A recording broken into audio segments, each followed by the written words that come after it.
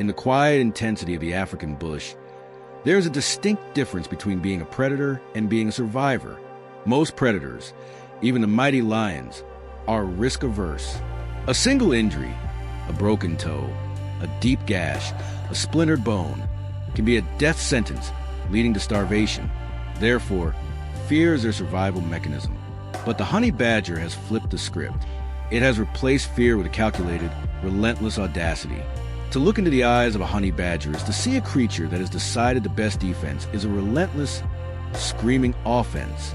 The humanity we find in the honey badger lies in its personality. It is the ultimate blue-collar worker of the savannah. While the leopard is a high-fashion assassin and the lion is an aristocrat, the badger is a guy in a tattered work shirt who refuses to leave the bar until the job is done. It is gritty, it is unrefined, and it is incredibly stubborn. This stubbornness is best seen in its relationship with its environment. If a honey badger wants to get into a hole, it doesn't matter if that hole is guarded by a colony of scorpions or a mother warthog. The badger will dig until the earth itself gives up. One of the most humanizing aspects of their behavior is their sheer curiosity and playfulness, which often masks their lethality. In research centers, they have been observed manipulating objects not just for food, but seemingly for the sheer challenge of it. They are the only non-primates known to use tools in such a sophisticated way in the wild. Stacking rocks, moving logs, and even using mud to create traction. This suggests a level of cognitive awareness that goes beyond instinct. They aren't just crazy. They are highly intelligent problem solvers who happen to have a very short fuse. This intelligence is what makes their fearlessness so terrifying to other animals. A honey badger doesn't just bite randomly. It bites strategically. When facing a human or a large mammal, they have a notorious reputation for aiming for the softest parts of the anatomy, specifically the groin. It's a gruesome detail, but it's a brilliant tactical move.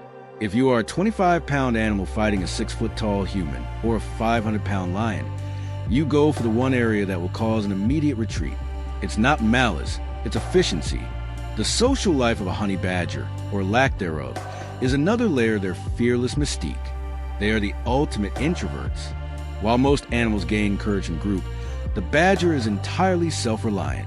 A mother honey badger will raise her cub for over a year, teaching it the dark arts of the savannah. During this time, she is even more fearless than usual. There are recorded instances of a mother honey badger chasing off a full-grown male leopard to protect her young. She doesn't do it with a plan to kill the leopard.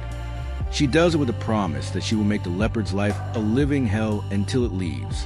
She uses psychological warfare, puffing up her fur to look twice her size and emitting a sound that can only be described as a demonic rattle. We also see ourselves in the badger's imperfections. They aren't particularly fast. They aren't good at jumping. They don't have the telescopic vision of an eagle. They are, in many ways, an average build. Yet, they dominate their space through sheer force of will. This resonates with the human spirit. The idea that character can overcome physical limitations. The badger is a reminder that you don't need to be the most gifted person in the room, as long as you are the one who refuses to quit. Their fearlessness is also a matter of metabolism. A honey badger is a furnace on 4 legs. They must eat constantly to maintain their energy levels, which means they are in a perpetual state of hangry. When you are that hungry, fear becomes a luxury you can't afford. A snake isn't a threat. It's a protein bar. A beehive isn't a danger. It's a calorie-dense gold mine. By living on the edge of its caloric needs, the badger has evolved to see the world not as a series of threats, but as a series of opportunities. In the end, the honey badger is the world's most honest animal. It doesn't put on airs. It doesn't hunt for sport. It is a creature of pure, unadulterated intent. When it charges a lion, it isn't thinking about the bravery of the act. It is simply communicating a clear, undeniable boundary. This is my space, and I am far more trouble than I am worth. It is this trouble factor that is its greatest shield. In the wild, as in life, the person or animal that is willing to go the furthest, to stay the longest, and to fight the hardest is usually the one left alone. The honey badger is the king of that hill.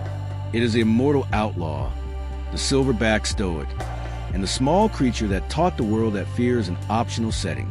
It moves through the tall grass not as a victim, but as the master of its own destiny, one snarl and one dig at a time.